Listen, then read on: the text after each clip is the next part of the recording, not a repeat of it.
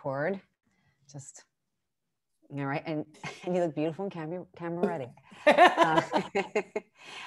Hi, and welcome to the Unpacking Possibility podcast. I'm your host, Traci Stein, and I'm so excited to have psychic medium Lauren Rainbow with me today. Now, Lauren's journey may sound on the surface a little different from some of the other guests because we're really delving deeply into the spiritual and intuitive realm. But I think what you'll find is that her journey will resonate with you. Her aha moments and following her intuition and trusting herself and really manifesting a life that is in line with who she truly is. So without further ado, welcome, Lauren. Hey, good morning, good afternoon. Thank you, Traci. I'm excited to be here. I'm so happy to have you here. Thank you for having me. Before we go deep into your life, this is what everybody fears about psychologists. That we'll do that. But tell people who may not know the difference between being psychic and being a medium and what those terms mean. Absolutely. I mean, and it's a more common term these days. And if you don't mind, Traci, I'm gonna actually add the word intuition into that. Absolutely. Because I think we talk about intuitive, psychic, and mediumship, which to me are like 3 levels and 3 tiers of a way of working with our ability to sense and feel the world. So I always like to start talking about intuition, which is our inner voice. It's that inner guidance system that we have, usually from the heart space or that gut intuition, that feeling that we know where we're going in the world. So I believe everybody in the world has intuitive moments and can navigate their world learning to feel, to sense, to be aware of what's going on around them. So I always say intuition is into you, intuition into you. And then the next perception, the next level of that is psychic awareness. And the way I like to convey is psychic awareness is now using our ability to perceive the world around us more. So we go from the inner navigation system to like an outer perspective way of reaching around the world, and now being able to feel and connect with folks like yourself who come into our atmosphere and how they may be moving with us and kind of psychically through the world. As a working psychic, also, we have the ability to perceive individuals and kind of get an idea of where you may be headed in the world. So it's important, I think, when we talk about psychic awareness, that when you work with somebody who is psychic or intuitive, that it's important to know that you always have control. Like what we're doing is not to define your life. Your life is still your kind of your choice, you're choosing. But a good psychic intuitive can tune into you in this moment and see potentially where you may be going based on the choices that you may be kind of filtering through your mind in this moment. And then mediumship and working with now spirit. So mediumship to me is what I call the higher tier. We're going from the inner voice or intuition to perceiving your world. And then mediums receive information from energies. Usually, most commonly, we're aware of mediumship as departed loved ones. So if you have folks and friends and family and spirit who are connected with you, we have the ability to receive from these energies information, evidence, messages that can help you feel connected to all the folks that are around you, still loving and supporting you, even though they may not still be walking beside you here in the physical realm. So that's how I kind of break those down in a more simple manner. I think it's great. And, I find that I often use words like psychic and intuitive interchangeably. For a lot of people, intuitive is more palatable, but you're making an important distinction. One of the reasons I wanted you to come and tell about your journey and your work today is not only because it's so fascinating and so engaging, but also because I think that most people don't realize that they have some intuitive capacity. Maybe more than they realize, and that our higher self, I'm going to say, is always trying to communicate with us in some way. And the more ready we are, the more easily we can kind of tap into the stuff that's really important for us. Yes. But I agree with you. We make our own decisions. I don't know how many things are truly fated or not, but it's more information. And I just think it's one of those things that it's kind of like a muscle that people don't think to strengthen. So I feel like, once you do start kind of flexing that muscle, all of a sudden life becomes very different. Your whole world, it's like you can't go back to the vista that you had the day before. Exactly. And that kind of goes into what spiritual awakening is. And so Traci, if you want, I can dive in a little bit about Please how, do. what I say to a lot of people is I didn't wake up as a child and say, I'm going to be a medium one day. That wasn't my plan in life. I woke up, I was, when I was, brought into this world, I was a normal child-ish, I guess. We all have a little bit of uniqueness in us. And, in my young years as a child, I definitely was drawn to psychic stuff. It was really fascinating to be a child of the 80s, to have parents who were both teachers and really let me be me. When you look back on your life too, as you may know, we look back on our lives and you kind of go, wow, this has always been there. And a fascinating thing for me as a child was sacred sites of all things. I was drawn to things like Stonehenge and the pyramids and understanding these really ancient worlds and fascinated by that. And in my young years, I was also attracted to learning about psychic work. Now, this may sound funny, but as a young child, I used to read a lot of Stephen King. And what I find fascinating about Stephen King was his characters always had metaphysical abilities. They either had the ability like Firestarter to start, fires, or which, hopefully nobody really can do that. But, the ability to interchange, to be sensitive, to be psychic, to have, telekinesis. All of his characters always had metaphysical powers. And that's what I was drawn to, was not so much the horror and any, which is amazing writing of his anyway, but I was attracted to the characters' abilities. And so in little things like that, you can kind of see that through my life, I was always intrigued by the ability to have extra senses and extra abilities. But going on into college and studying, my goal, I studied to be a journalist. I left college. I worked at a newspaper in Northern Vermont called The Messenger. So the other beautiful thing about it is life is synchronistic. Like the universe is always trying to get you where you need to be. And sometimes we're fussy about it. We may kind of not see it right away. In working for The Messenger, I was a hard news reporter. So my job was covering death and dying every day. I had no idea that would lead to understanding me as a medium in the beginning, but I left that job to move into a different area of Massachusetts and go into graphic design. Ironically, I left a newspaper of death and dying and moved into a retired funeral home in Lowell.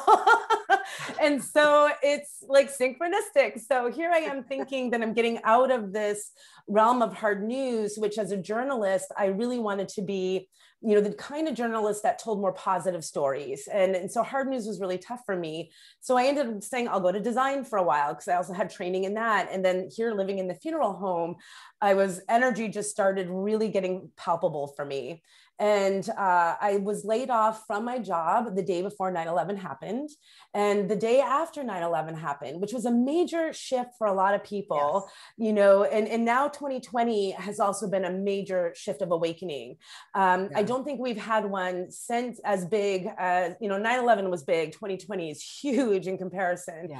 But a lot of us woke up around 9/11 spiritually. I was 24 years old.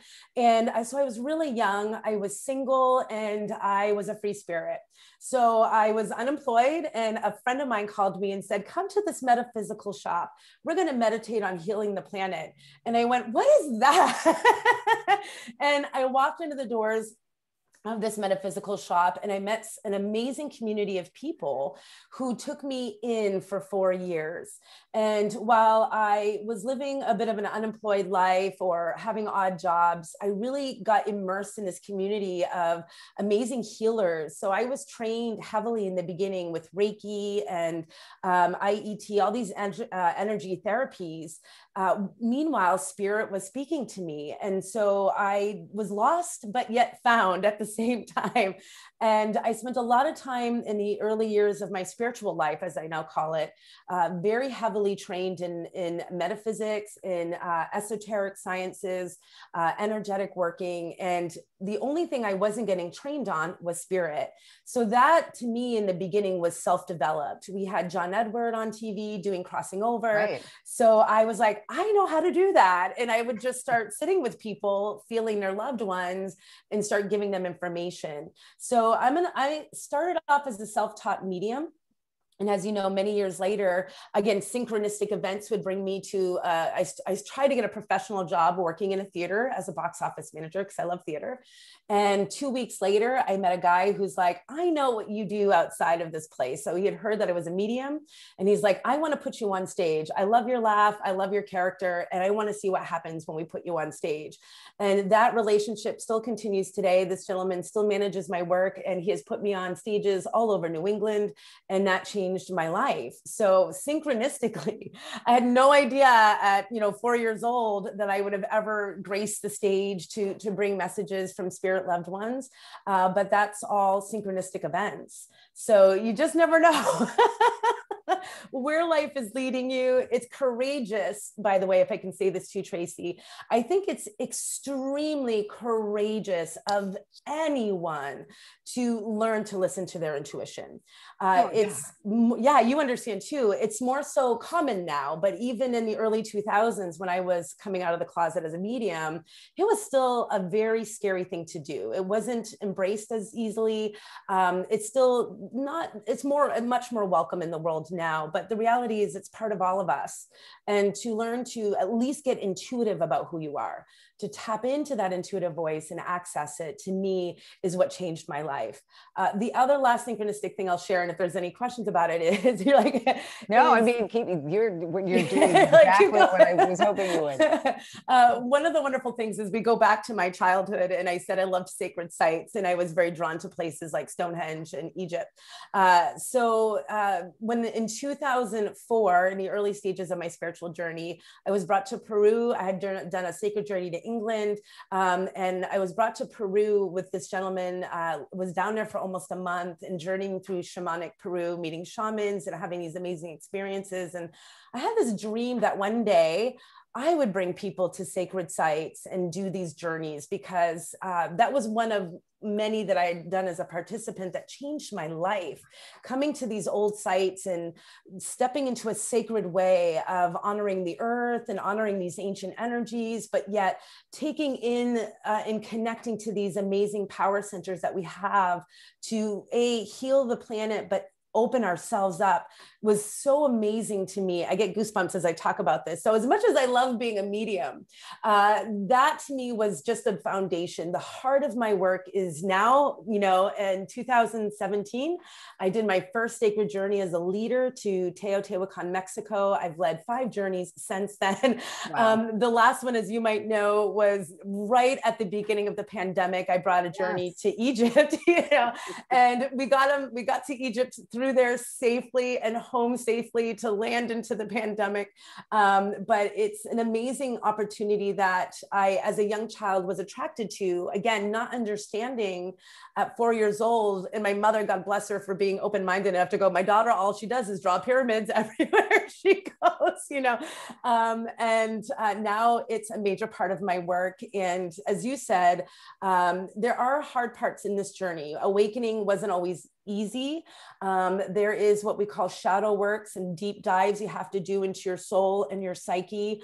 And that's an ongoing journey. I've been on a spiritual journey for 20 years, and I have a lot of deep dives every so often.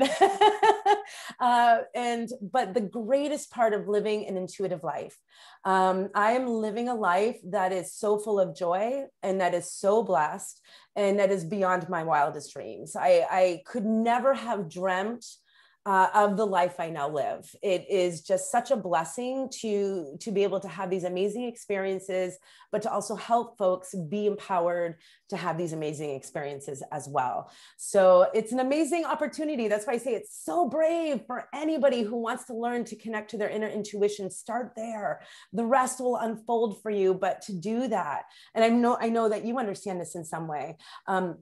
Leading an intuitive life will just open doors that you can't even begin to imagine. So, and I'm sure in some of the, folks that you'll speak with and people across many different, walks of life also speak probably an intuitive language, even though they may not use that word. But we know even techniques like meditation, simple meditation and awareness is a practice that we're now seeing across many walks of life, and many, many, many highly successful people in this world have these practices. So it's out there. It totally is. It totally is. I don't even want to interrupt your flow because everything you're saying, like as you're talking, I can see like you're painting such a really vivid picture of your journey. And I can imagine, first of all, I still crack up when you talk about the messenger, because Right. I do feel like the universe has a sense of humor. Yeah, dude, And they do. these little things along the way that you're like, seriously? Or that you moved into a funeral home, retired funeral home. But it's interesting what you're saying is, because if I go back to when you were, this child and you paid attention to the things that really resonated with you, I feel like even people who aren't thinking about things in terms of being intuitive or having a life path, I think people are intuitive and I think we have a life path. Yeah. I feel like our souls start speaking to us from the beginning, and the things that really resonate with us are the things that might make us an odd kid. Like drawing the pyramids. My father had some book on like Egyptology or something. And it wasn't even a thing for him. It was like the one book. But I remember being a young kid reading that book. And I remember like the things that I thought I wanted to do when I was very young was like to be a psychic, which was weird because I had a lot of psychic experiences, to be a detective because I liked to know things, to be a psychologist or an Egyptologist. Yeah. And, with the Egyptology thing has not yet manifested, but you can see where your soul is trying to tell you what it is that resonates with you and move you along your path once you're open. Yeah. And then when we're so intellectualized or feel all this pressure to be something different, it kind of gets in the way and we just don't feel like we're in the flow. Yeah. You feel like you're in the flow because you're doing what you are. Yeah, exactly. I love that. Well, and there's also something I think that's really important to understand as well is when you're open intuitively, and, we had talked about like the universe has a language.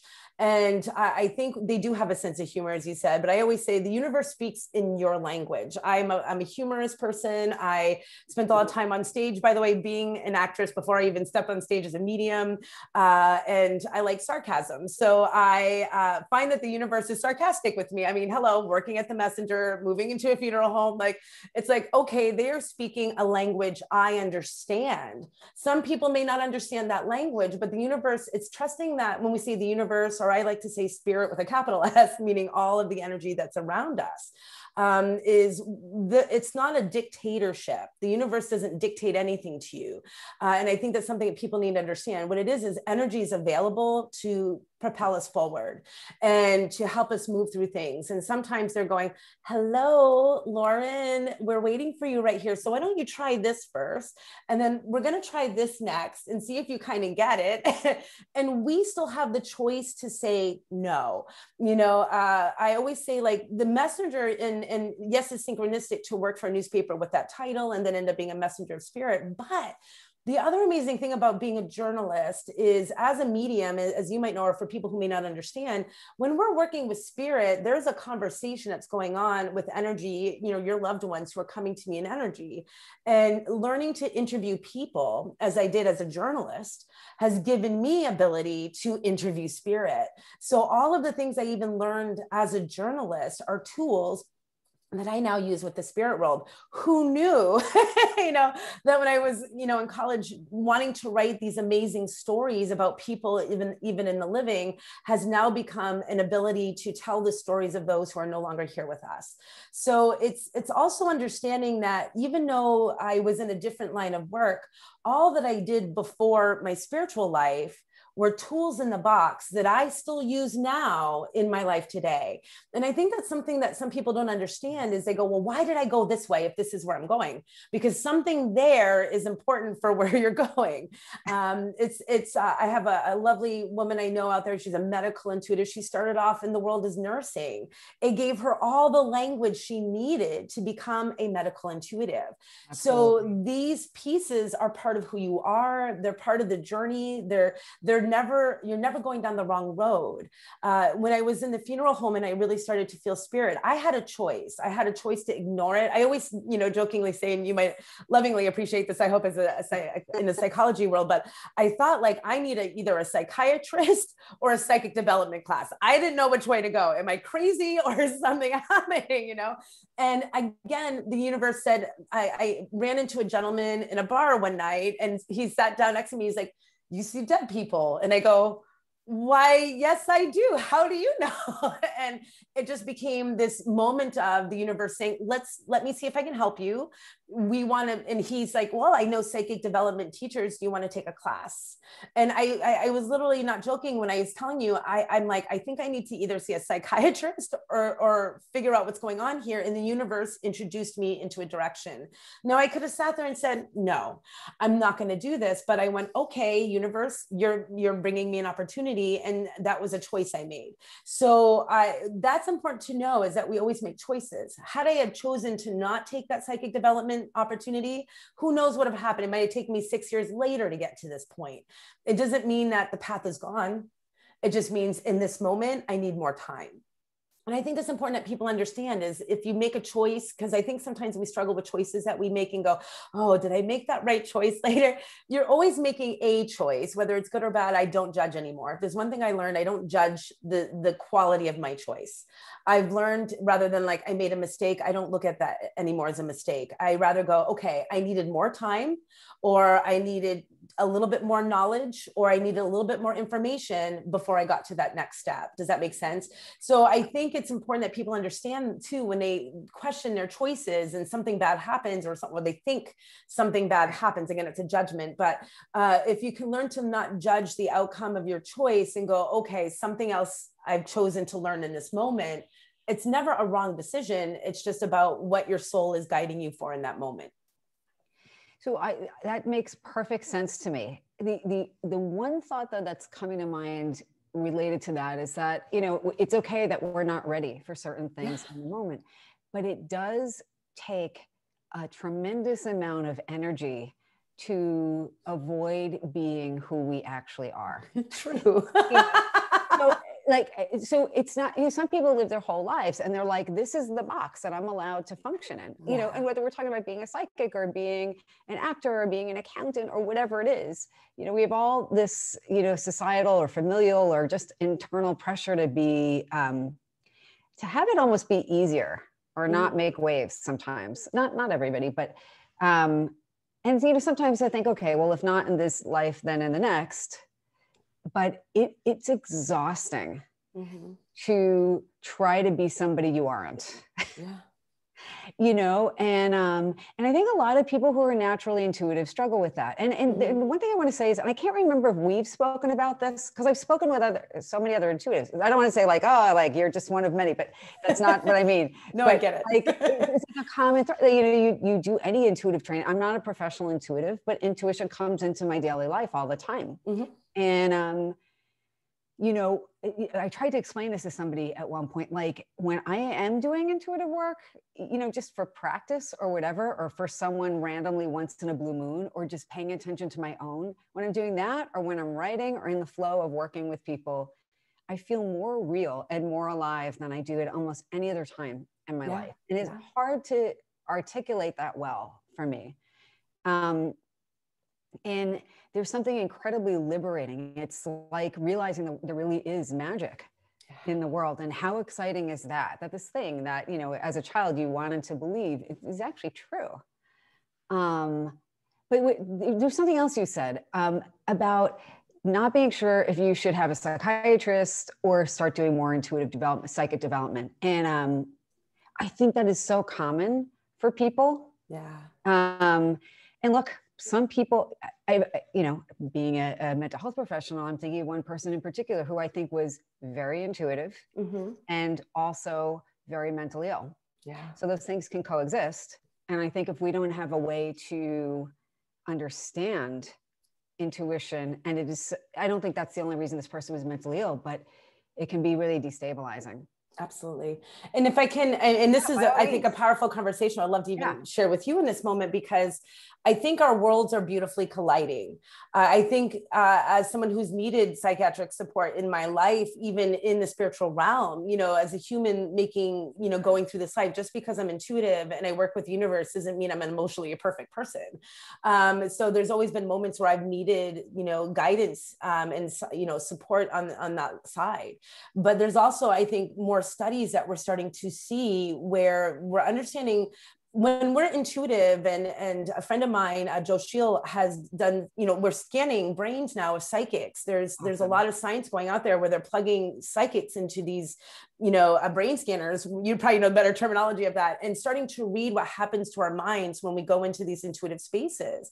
And they're learning that mediumship, especially, is very similar functioning to, you know, brains that are going into almost schizophrenic like energies. So it shows you that we're mentally going into two different spaces. So I think are sometimes folks, and I'm sure you may see that, who are struggling with mental illnesses that are perhaps highly spiritual people who just need really good guidance and training on how to understand their abilities.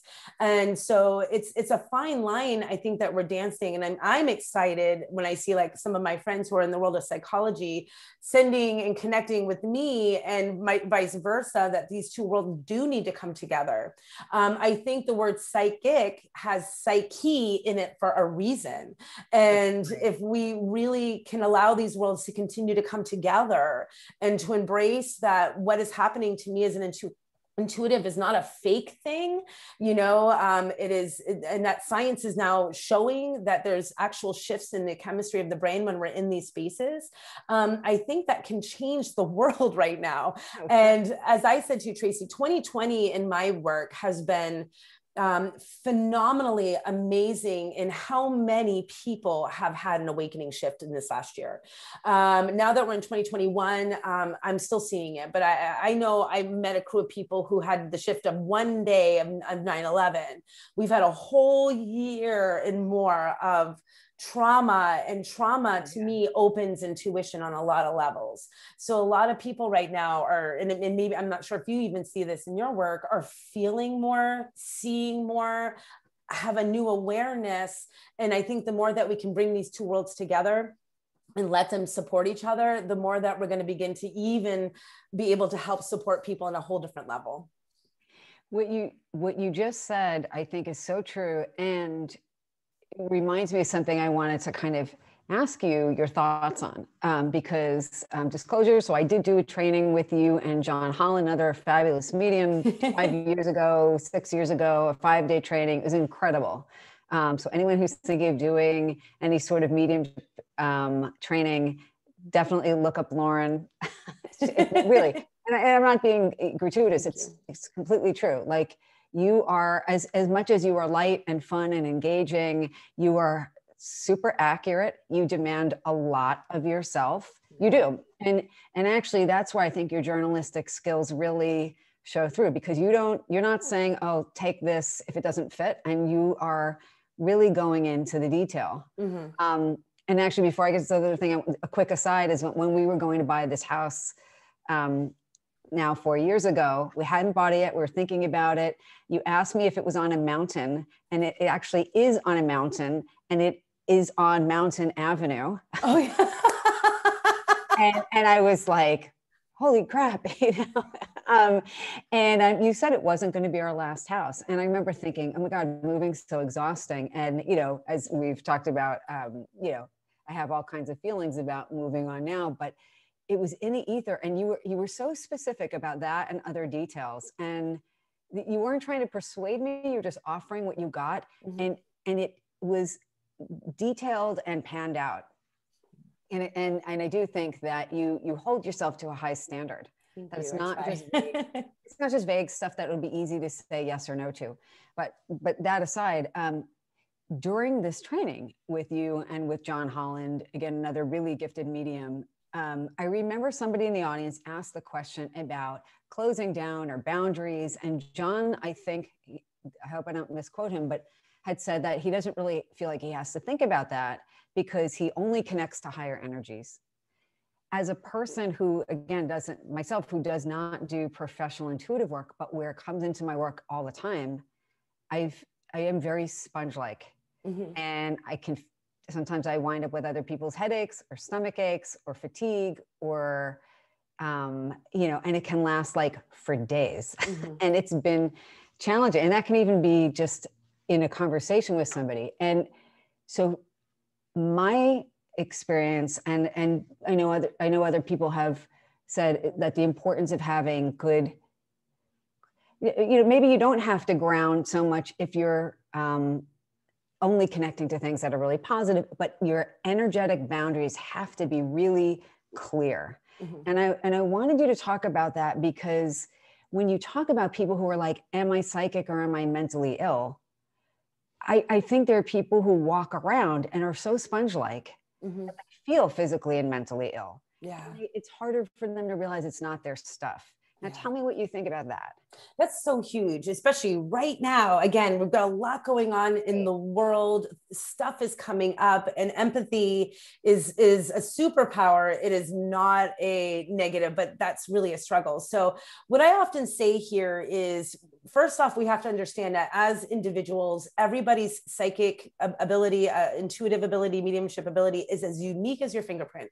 Not one of us is designed the same. And if you're highly sensitive, and in many ways, I'm highly sensitive, but I also have a strong mental awareness of when I'm working, I'm in that space. The minute I'm done working, my mind is not there. And so I love to say, where your mind goes, energy flows. And learning to have that, it's a practice of awareness. And for those who are highly empathic, this is going to sound really strong, but you know me, I'm really, Traci, I'm a really realistic person. When I teach truth. I won't ever lie. And sometimes it's a hard truth.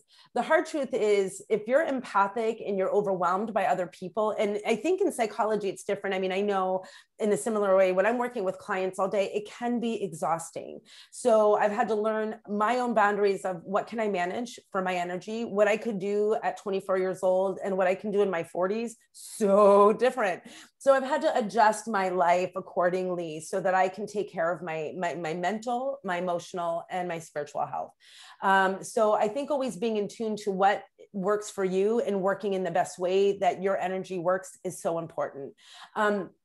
For empathic people, this is a tough one, but I say, if you're feeling other people's stuff, the challenge as a psychic even, or an intuitive, is unless you're sitting in front of me and you have taken the choice to work with me in this manner, what you're going through is not my business.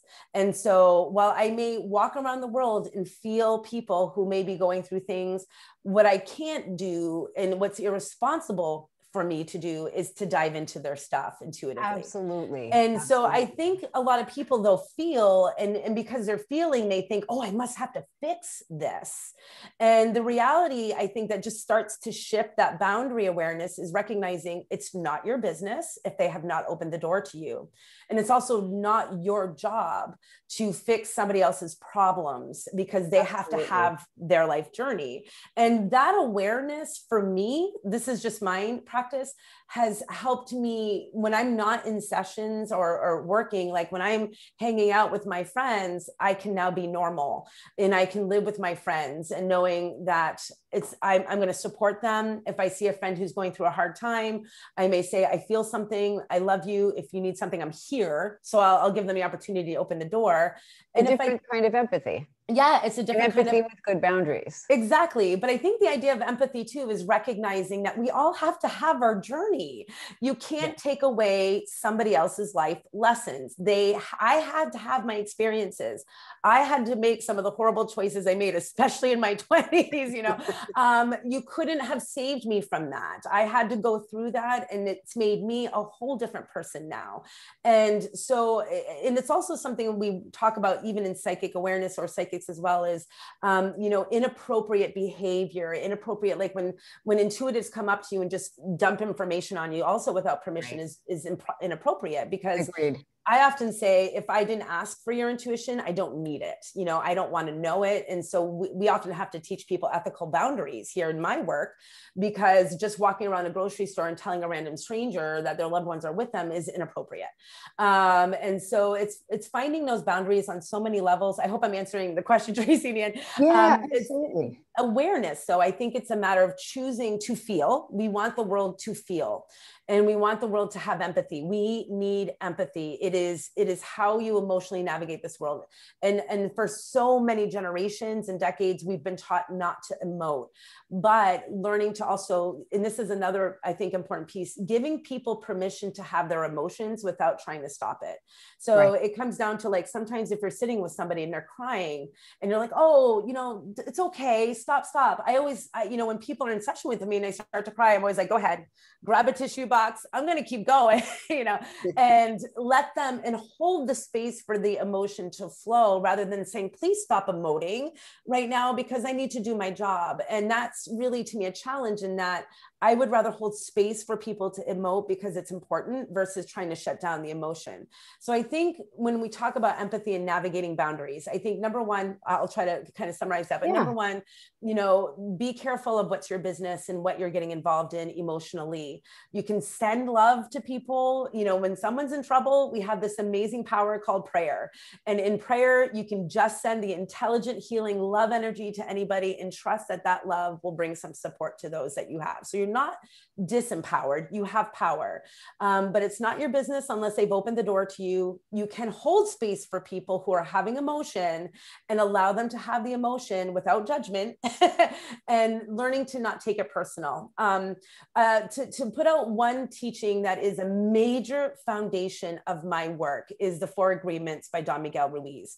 In my teaching, I teach people, and most people actually have it on their bookshelf. I've never read it. So you probably have it in your house. I do have it. Yeah, right. And I think it's a wonderful basic tool for life. And so I often encourage every student of mine to read this book. It saves my life every day. You know, being impeccable with your, what I say has power, you know, not taking it personal, because we don't always understand what people have going on inside themselves.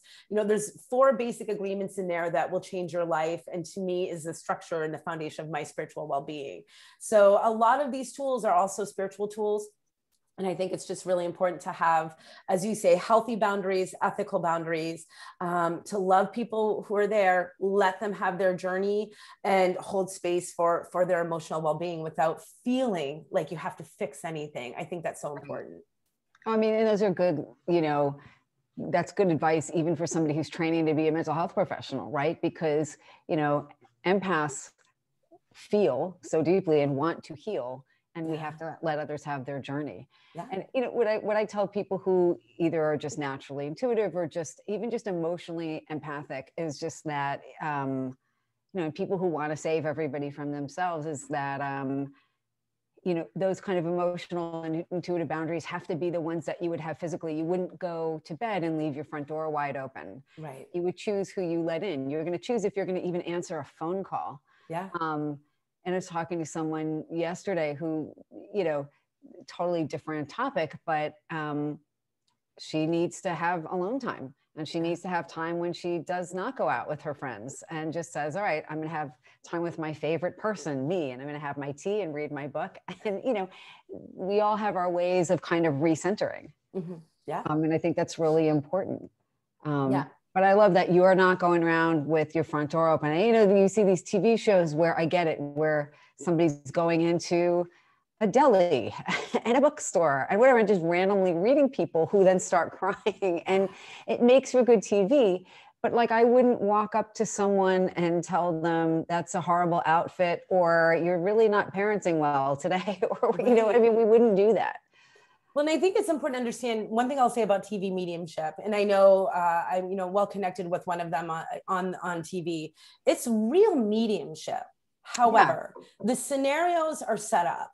You know, you don't just walk into a dance class with cameras everywhere and people hooked up to microphones like it just wasn't staged. So the situations are staged, but the mediumship is real. Right. And so I think that unfortunately in my teaching side has led a lot of people in my development, you know, who are developing going, well, if I get the message, I got to deliver it. No, you don't. And that is something we have to understand is that there, I always say this, you know, the mail, there used to be an expression like, you know, the mail will get delivered one way or another, you know? So if you're in a position, like we think about religious belief systems, you know, it's not appropriate to for me to go up to somebody who does not believe in what I do, which I highly respect, by the way, and then dump my belief on you. And so that's even where the respect is. So that's where, when we see things like TV mediumship, it's real mediumship, it's staged situations that they're walking into. So that is important for anyone who wants to develop, or anybody out there who thinks it's okay to just randomly walk around. I mean, I'll just tell a little bit of a quick story about something that happened to me when I was a young developing medium. A local gentleman here who was kind of a well-known in this area literally walked up to me and said I was going to be dead by the time I was 30. And I was blown away because I didn't ask to be read, and to just walk up to me and tell me that I was going to be dead at that point in 2 years was just inappropriate. And the problem with this work, and for anybody who's listening to this podcast, I think it's so important. If you're seeking psychic and intuitive support, it's real, it's out there. Do it with a healthy mind, because there are some people who do this inappropriately and try to take advantage of people.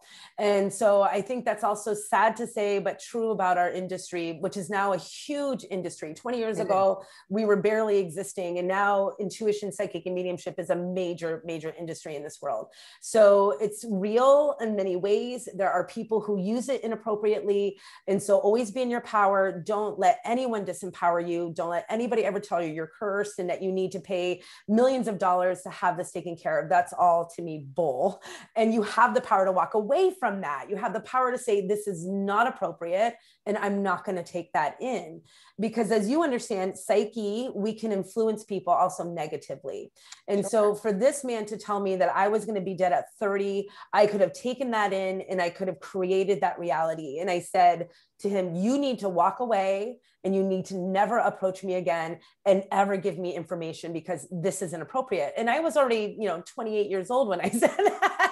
I was upset, and I felt at least well-developed enough at that point on my spiritual journey to go, I'm not taking that in and I'm not living that reality. And thank God I just turned 45. So we're doing good. But that to me is just inappropriate. And sometimes I think people like to do the shock mediumship, or what I call shock psychic. They're brilliant and they can give you shocking information, but they do that to create fear in you. And I think that's so ego. It's ego driven. It's ego driven, but it's also fear driven. They do want to limit you. And I think in any form of teaching, especially in this world today, we see it in all realms now. Cult mentality is a big thing. So I think it's really important that you always stay empowered, that you always stay true to who you are, and that you don't let anybody else try to take over that ability of yours to be empowered and to live an amazing life. So it's a little bit of a tough thing to talk about, but I think it's so important. It absolutely is. And honestly, a lot of the things like you were just saying that would apply to being healthy and high functioning psychologically and interpersonally apply when you're dealing even with the intangible kind of realm. Yeah. And we get to make our choices. We get, I really do think that there are some things we're probably meant to do, or some people we're meant to meet, but we have so many choices along the way. Yeah.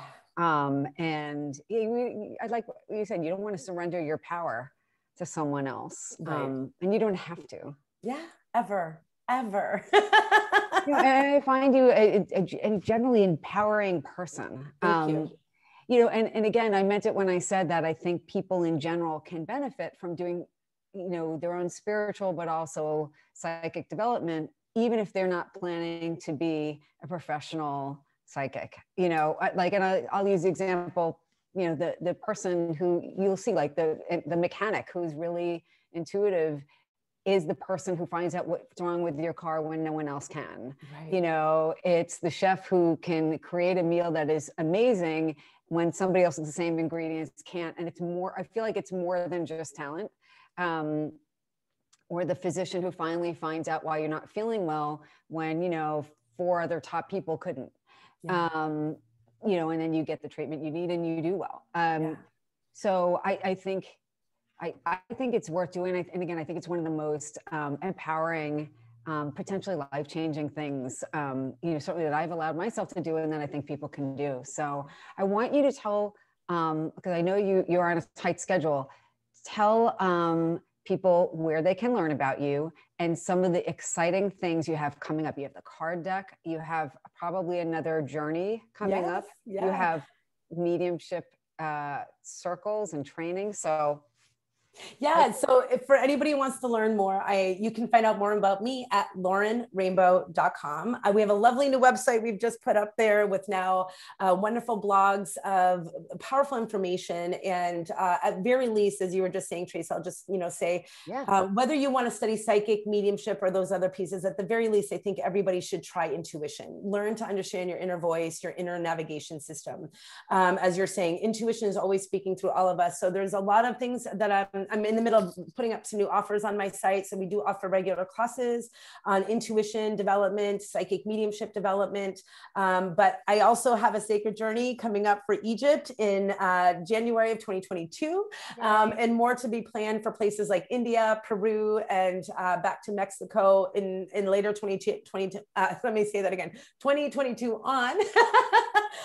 So I'm super excited to see that we're getting back out into the world, you know, here and reconnecting with these amazing sites.